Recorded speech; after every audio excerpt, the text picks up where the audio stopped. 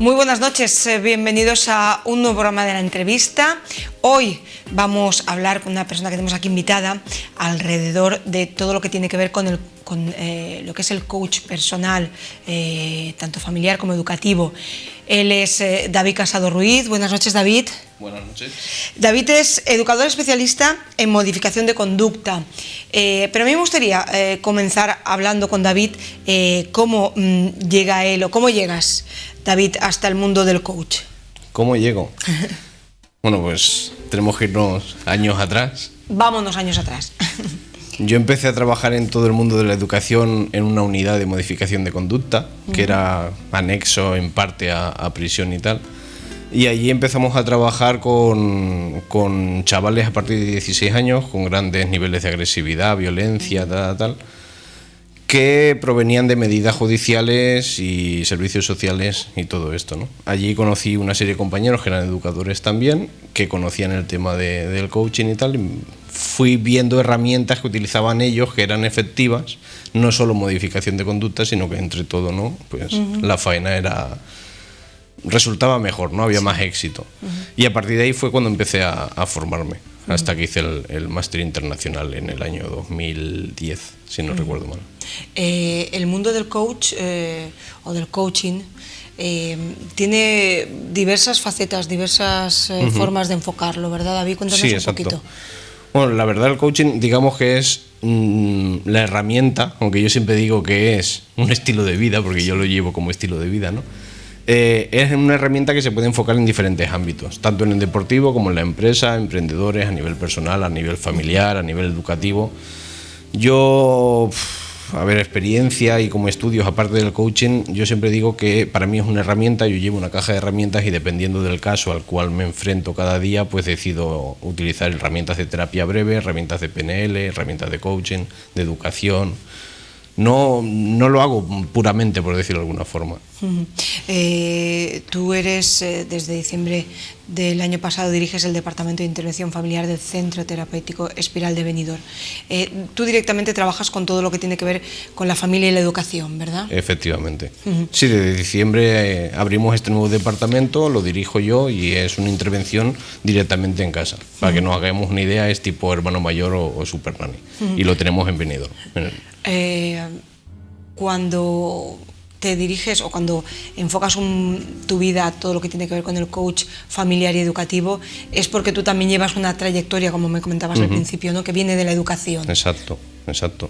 Llevo más de 13, 14 años ya en el mundo de educación. He trabajado en centros de menores, he trabajado en la unidad de modificación de conducta, he trabajado en centros de personas con autismo, de hiperactividad. Entonces, después de toda esta trayectoria y tal, cuando me hice coach, cuando estudié el máster en coaching, decidí no ser un coach y ya está, sino especializarme, digamos, en la rama familiar y educativa. Un poco de donde tú venías también, ¿no? Exacto.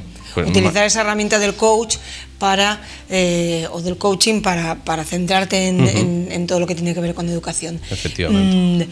¿Cómo se desarrolla un poco lo que es esas jornadas o todo lo que tú cuando te ves a familias o cuando tratas con menores directamente? ¿Cómo lo enfocas? ¿Cómo se trabaja?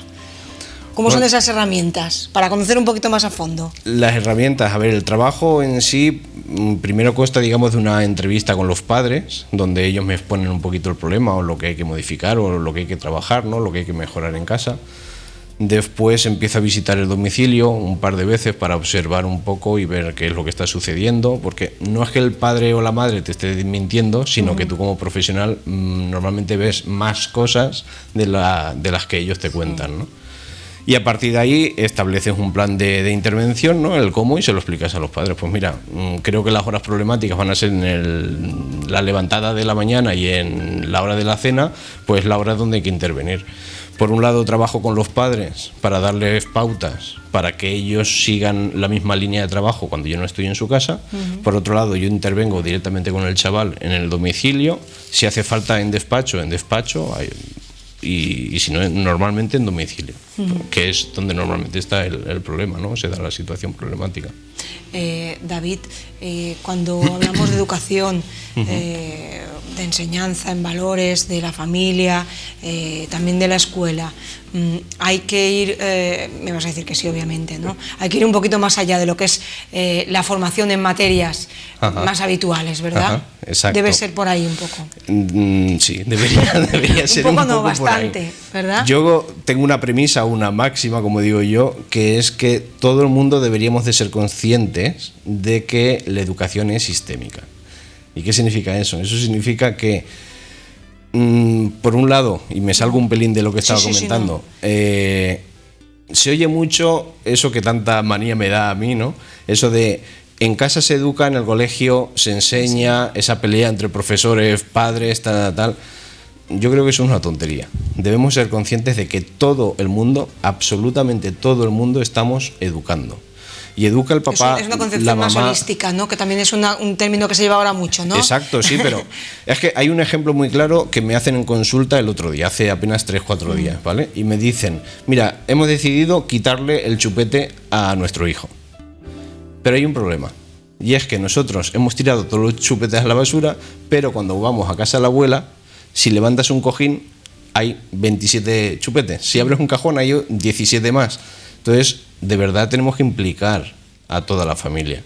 Entonces, vuelvo a lo mismo, es que estamos educando todos, debemos estar implicados todos, desde el conserje del colegio, que si llega el niño por la mañana y no lo saluda, luego cuando tú a tu hijo le dices, perdona, pero cuando llegamos a un sitio se saluda, y él va a decir, sí, pero es que el conserje no me ha saludado en el colegio esta mañana, y tiene razón. Sí.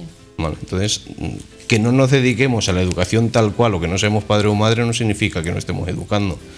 Porque si la mamá no le permite al niño por la calle cruzar el paso peatones cuando el semáforo está en rojo, pero ve a otra persona, sea quien sea, cruzar, mamá, ¿y por qué él o ella sí y nosotros no? ¿Vale? Sé que es difícil, pero deberíamos de tener todo el mundo esa conciencia, ¿no? Ser Nunca había pensado yo en eso.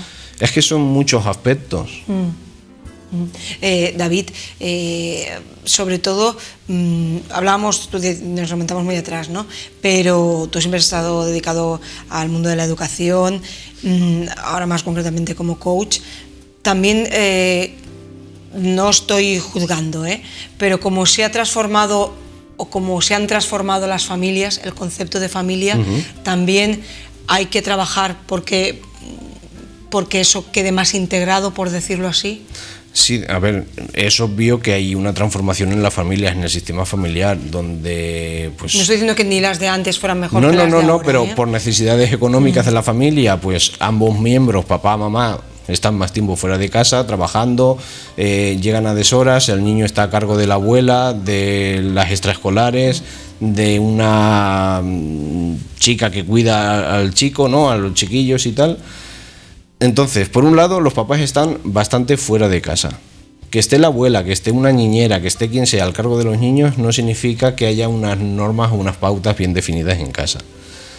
Que cuando vuelva el papá o la mamá de trabajar, no porque no quieran, sino porque se sientan mal, para un rato que voy a estar con mis hijos, no voy a estar regañando. Pues intento pasarlo lo mejor posible. Que quieren ver no sé qué canal, aunque yo quiera ver otro, pues vamos a permitírselo. Realmente eso no tiene importancia. Pero luego llegamos a los 8, 10, 12 años y hay un forcejeo con el mando a distancia, y cuando me lo dicen a mí, yo siempre les digo, bueno, pues eso ya es una prueba de poder. A ver quién puede más, ¿no? No, pero que mi hijo no me pega aún. Vale, aún no te pega, pero si no llegamos a que te pegue, es mejor. Quiero decir, yo no solo intervengo cuando hay casos donde se le agrede a la mamá o al papá. Se puede trabajar muchísimas cosas y desde pequeñito. Hay una cosa muy importante que siempre digo yo como gracia, pero que es en serio, y es que si vamos a un kiosco, vamos a una librería, hay revistas de mi embarazo y yo, mi embarazo feliz, yo y mi bebé, el bebé feliz, tal, hasta los 2-3 años. A los 3 años hay un parón de editoriales, no hay ningún libro. Y luego el siguiente libro empieza a los 12 años, 13. Casi, bueno, mi hijo adolescente, el comportamiento de los adolescentes. Y yo siempre digo, ¿y si trabajamos desde los 3 años que acaban los libros hasta el libro que dice mi adolescente y yo? Si trabajamos en ese espacio de tiempo, en esos años, ¿no evitaríamos mucho de los problemas que hay en la adolescencia? Lo pregunto, pero la respuesta es clara, por supuesto. Claro. ahí es donde deberíamos Es como trabajar. como la pregunta un poco respuesta misma que yo te he dicho Exacto, antes, sí. exacto. Ahí es donde deberíamos de incidir, por un lado, escuelas de padres, formación a padres. Cuando digo formación no es que el padre o la madre no sepa educar. Cuando hablo de formación es que se le den pautas, herramientas que puedan aplicar cuando tengan 4 años, cuando tengan 6, cuando tengan 12, porque la herramienta más o menos es la misma, solamente es adaptarlo a la edad y a la persona. Es decir, al niño, a la familia, cada niño es un mundo, cada niña es un mundo, cada papá, cada mamá, cada familia, ¿no? Quizás porque ahora ya por ejemplo, yo pienso, ¿no? Como padre, si vienes tú y me dices cómo tengo que educar a mi hijo, a lo mejor no me lo tomo tan bien. A veces pasa. Ya como papá, ¿eh? A veces pasa. O mamá, en este caso, ¿no? Pero me refiero porque también tienes que hacer tú como coach esas 2 o 3 facetas, ¿no? Al niño, a los padres, exacto, ¿verdad? como digo, la educación es sistémica, o sea, yo nunca trabajo solo con el niño. Yo puedo mejorar el comportamiento del niño, pero cuando yo me marcho a casa, si los papás siguen con las pautas de ellos, que no digo ni que sean mejores ni peores, solamente con las que ellos hacen, posiblemente cuando yo mañana vuelva o la semana que viene vuelva, hemos retrasado 3 escalones cuando yo adelanté 2. Entonces por eso el trabajo es por un lado con el niño, por otro lado con los padres y por otro lado con los padres y el niño, o sea, va en 3 líneas diferentes, ¿no? David, y también hablábamos un poco de cómo se ha transformado la sociedad. También, por ejemplo, estaba pensando las familias que están separadas o divorciadas, cada uno por su parte vuelta a casar, hermanos de diferentes familias, ¿no? Eso también ha transformado muchísimo. Nos ha transformado como a nosotros, a nuestros hijos, aquellos que los tengan, y también a los propios abuelos, ¿verdad? Y piensa que se sigue haciendo una cosa que es súper peligrosa, que de hecho, no voy a decir título porque todavía no está acabado, pero yo estoy escribiendo un libro sobre esto, del tema de los divorcios, no a nivel legal, sino a nivel de cómo lo vive el hijo, que es el que está en el centro del divorcio, y cómo deberíamos hacer las cosas. Seguimos utilizando al hijo como moneda de cambio para hacer daño a la pareja o expareja. Y el niño consciente luego, o inconscientemente a veces también, ¿no? Sí, porque como el objetivo está en hacer daño a la pareja, no soy consciente de que estoy fastidiando a mi hijo o a mi hija. Pero es que, quiero decir, si la pareja decide separarse, pues ya está, separados. Pero no utilices a tu hijo, ¿no? Entonces, yo sé que es duro, yo sé que es difícil para el niño, para el padre, para la madre, tal, pero sí que, porque transforma mucho, porque ese niño, aunque tenga 5 años, yo llevé un caso de un chaval, yo empecé a trabajar con el chaval cuando él tenía 25 años. El padre en este caso estaba preocupado, porque el fin de semana, cuando llegaba el domingo, el chaval desaparecía. 25 años. Sus padres se separaron con 5 años, cuando él tenía 5 años. 20 años después, él seguía sintiéndose mal. Y él me decía, ¿sabes qué pasa, David? Cuando llega el jueves, empiezo a recibir llamadas de mis abuelos paternos. La paella este domingo, ¿dónde te la vas a comer? ¿Con nosotros o con los otros? No lo sé, abuela, porque se sentía culpable de decidir. Lo llamaban los abuelos maternos. La paella este domingo, ¿con quién te la vas a comer? Todo eso desde el jueves hasta el sábado. Era tal estrés, tal ansiedad, tal culpabilidad que él sentía que cuando llegaba el sábado por la tarde apagaba el teléfono, se iba al campo, a la montaña y se llevaba bocadillos y pasaba allí el domingo para que nadie le hiciera sentir culpable de, claro, te vas con ellos porque como a ellos los quieres más, te vas con estos como ellos te dan más cosas. Estoy acordándome de esa, ahora que lo contabas, lo de, voy a hacer un inciso, a mí me encantan estas tonterías, tonterías entre comillas, esa viñeta de Mafalda, ¿no? En la que una señora que pasa por la calle le pregunta a Mafalda, nena, ¿a quién quieres más, a tu papá o a tu mamá, ¿no? Exacto. Entonces ahí, ¿por qué siempre tenemos que estar, o la sociedad nos implica a tener que elegir, ¿no? Pues sí, es una frase que se hace mucho, que yo he escuchado muchas veces en mi día a día y que es una frase muy peligrosa. Date cuenta que estás poniendo entre la espada y la pared al niño o a la niña. Entonces, realmente tiene bastante maldad, con perdón, esa frase. ¿no? Sin quererla, a veces. Sí, no, sin quererla la mayoría de veces, pero que no se debería de hacer. Deberíamos, en este caso, ser empáticos con los niños, ¿no? Ponernos en su piel y a ver que mi hijo o mi nieto o mi sobrino va a decir con esto. Voy a fastidiarlo si se lo pregunto, no se lo voy a preguntar. También, David, es una cuestión que me surge a mí ahora. Por ejemplo, antes, yo no sé tu familia, ¿no? Pero, por ejemplo, mi padre son muchos hermanos. Pero ahora las familias no tienden a ser muy numerosas. Es más, la concepción de familia numerosa ha bajado, si no me equivoco, mal a 3. Sí. Muchísimo. Con lo cual, al fin y al cabo, ahí también se está poniendo, cuanto más se reduce la familia, también siempre lo que decíamos antes, ¿no? Un poco tirar uno y otro de los hijos cuando si hay separaciones, divorcios, o si la familia se lleva, o las familias se llevan mal, ¿verdad? Es más evidente esa tensión cuando hay solo una línea. Exacto. Si hay muchas líneas, ¿verdad? Pasa más desapercibido. Que se produce también, Sí, seguro también, que se produciría y hace 20, 50 y en los neandertales, si nos llevamos hasta allí, ¿no? ¿Verdad? Sí, que sucede, que con más miembros y con menos. Lo que pasa es que, por supuesto, sí que es más evidente con menos. El problema ahí también está que no tiene que ver y sí tiene que ver con el divorcio. Es que cuando hay menos niños, cuando hay menos hijos, ¿vale? En general, se le tiende a dar más cosas, ¿vale? ¿Qué significa esto? Sí. Que cuando luego el niño tiene 16 años y el cuerpo del niño es 2 veces el del papá, pues, ¿qué has dicho? Que no me vas a dar 50 euros o la moto o lo que sea. Es cuando lo coge el papá así, levanta el puño, ¿vale?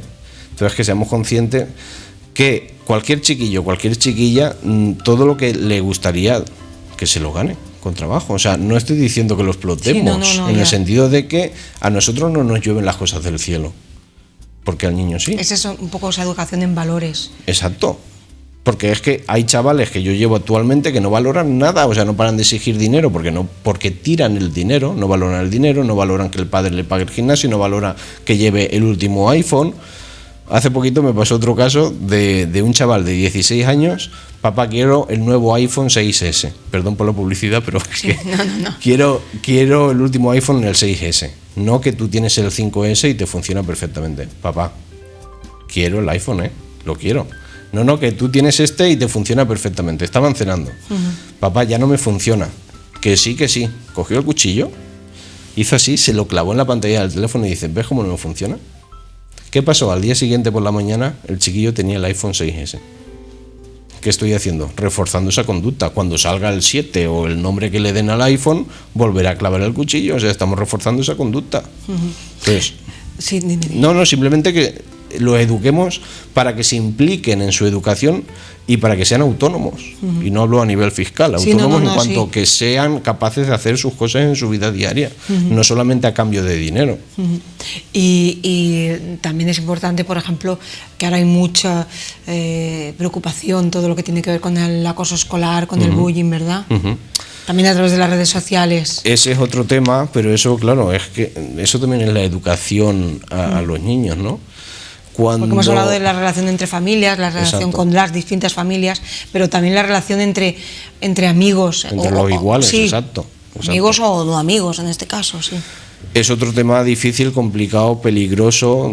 De hecho, hace poquito yo me enteré por redes sociales, hubo, creo que fue en Madrid, ¿no? Un suicidio de un chaval que dejó una carta y tal. Es que efectivamente por la no educación en valores de nuestros hijos, luego toda esa a lo mejor rabia, ansiedad, tal, la sacan en el colegio, buscan al más débil y la proyectan en él, agrediéndolo, insultándolo. Eso lo podemos evitar, pero es con la educación. O sea, cuando digo educación no hablo de castigos. No hace falta castigar para educar. De hecho, yo cuando trabajaba en el anexo de prisión y en la unidad de modificación de conducta, yo no he llegado a castigar. Y se me ha respetado. Quizás va también la figura del coach por ahí, ¿no? Tú das unas herramientas o ofreces un camino, entre comillas, ¿no? A ver, yo vuelvo... No estás ordenando y mandando, ¿no? Por supuesto que no, por supuesto que no. Por eso. Yo hago ver a los padres lo que está pasando y de qué otra forma podríamos hacerlo para que funcione. Lo que te decía yo, ¿no? Inconscientemente no se dan cuenta que el niño es el que paga cuando hay una separación, y también los padres a lo mejor saben en el fondo lo que tienen que hacer, pero... Exacto. ¿Verdad?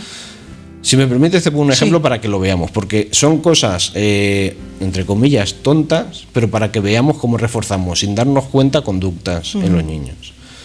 Intervengo en un domicilio, un matrimonio normal, una familia normal, con 2 hijos, 12 y 7 años, ¿vale? Van a un colegio privado de aquí de Benidorm. Y bueno, llevan su uniforme y tal. Estamos hablando que era otoño, hace un par de años o por ahí. Y sale el chiquillo mayor, sale de su habitación vestido y tal, y sale en pantalón corto, con jersey de uniforme y tal, pero en pantalón corto. Entonces los padres le dicen, sin maldad ninguna, por supuesto, pensando en el bien del hijo: ¿así vas a ir? Me da frío solo de verte. Pues el niño, sí, voy a ir así. A la mañana siguiente, cuando sale de su habitación, sale otra vez en pantalón corto. Pero me da frío solo de verte, si vas a ir al colegio, no sé qué, Y el niño al día siguiente vuelve a hacerlo. Y al cuarto día, que yo me doy cuenta, porque los padres me lo dicen, digo, hoy cuando pase por delante nuestro con el pantalón corto no le vamos a decir nada. ¿Qué pasó? Que el niño pasó 3, 4, 5, 6 veces por delante nuestro, provocando nuestra reacción de me da frío solo de verte. Sin darnos cuenta, con ese comentario estamos reforzando esa conducta. Fueron los padres quienes reforzaron que durante 3 días seguidos, aunque hacía frío y él pasaba frío, continuara con ese pantalón corto. En el momento que no se le prestó atención a ese pantalón corto, en el momento que yo le dije, a partir de ahora no vamos a hacer ningún comentario, el chiquillo dijo, bueno, no tengo la atención de mis padres, que es lo que yo quiero, voy a ponerme el pantalón largo que pasó frío. Sí. A los 2, 3 días siguientes, lo probó durante 2 o 3 días más, como no hubo reacción, empezó a ponerse el pantalón largo. Quiero decir, en el día a día hay cosas tan pequeñitas, tan mínimas, ¿vale?, que no nos damos cuenta, pero con actuaciones como esta, como cualquier comentario, estamos reforzando una conducta que no queremos. Quien dice esto dice no sé, 1000 cosas. Había una madre que me decía, bueno, ¿y si para que haga la cama yo le doy 5 euros? Entonces todo ella te va a decir que hace la cama y que pone la mesa y por cada acción son 5 euros. Todo el mundo en nuestra casa pone el lavavajillas, pone la lavadora, atiende y nadie nos da 5 euros. ¿En qué estamos educando a tu hijo en este caso? ¿A que todo vale 5 euros? ¿A que si hay dinero por medio yo lo hago, si no, no lo hago? Entonces, sí, todos esos aspectos, todos esos gestos, tenemos que tenerlo muy en cuenta porque lo hacen con la mejor intención del mundo, pero no es lo más adecuado, no es la pauta más adecuada. Entonces no es mandar al papá o a la mamá, eso no se hace así, es hacerle ver que así conseguimos esto y de qué otra forma conseguiríamos lo que ellos quieren, porque ellos saben lo que quieren. Sí. No, a mí me gustaría que lo hiciera él por su propia iniciativa, ¿vale? ¿De qué forma podemos ¿de qué forma podemos fomentar? No es que yo le ordene al papá o a la mamá, sino darle herramientas y facilitarle al fin y al cabo. Cuando comenzaste ya directamente a implicarte en todo lo que tiene que ver con coach personal de familia y educación, David, ¿pensabas o pensaste que la sociedad te iba o iba a seguir a ver si no quiero ser un poco así brusca, ¿no? Bueno, voy a ser un poco brusca. Iba a haber, en este caso, tanto trabajo, por así decirlo, ¿no? Voy a ser un poco bruta, ¿no? O tanto trabajo, pues, o un trabajo en realidad tan duro, ¿no? Cuando empecé, o tú lo imaginas, porque vienes de un mundo en teoría también más duro, ¿no? Todo lo que tiene que ver con prisiones. Exacto, y todo eso. Yo venía de un mundo más duro, pero era otro tipo de problemática, otro tipo de sistemas familiares, era diferente, ¿no? Cuando yo en el 2005 empiezo a intervenir... Tanto trabajo me refiero a tan duro el trabajo. Sí. Trabajo de un montón. No, pero es que tanto trabajo en realidad también. Sí. Yo no me lo imaginaba, sinceramente. Yo empecé con un caso, pues como cualquier ¿no? persona profesional. Pero poco a poco, pues iba aumentando el boca a boca, pues yo llamé a no sé quién y fue el efectivo del trabajo, tal. Pero realmente, por un lado, efectivamente es muy duro, porque a veces las situaciones son muy graves. Muchas veces no pensamos que alguien con el que nos cruzamos todos los días al ir a comprar el pan está pasando por una mala situación en su familia, ¿vale? Y porque hay más familias de lo que pensamos, y porque vuelvo a lo mismo, no debería, y eso lo digo como consejo, no debemos de esperar cuando tengan 12, 13, 15, 16 años, que es cuando me planta cara a mi hijo, cuando me insulta, cuando me agrede, cuando me desobedece. Deberíamos empezar cuando vemos lo más mínimo, cuando tiene 6, porque ahí a lo mejor con 5 intervenciones está el problema solucionado. y hemos solucionado lo que pasará luego con 16.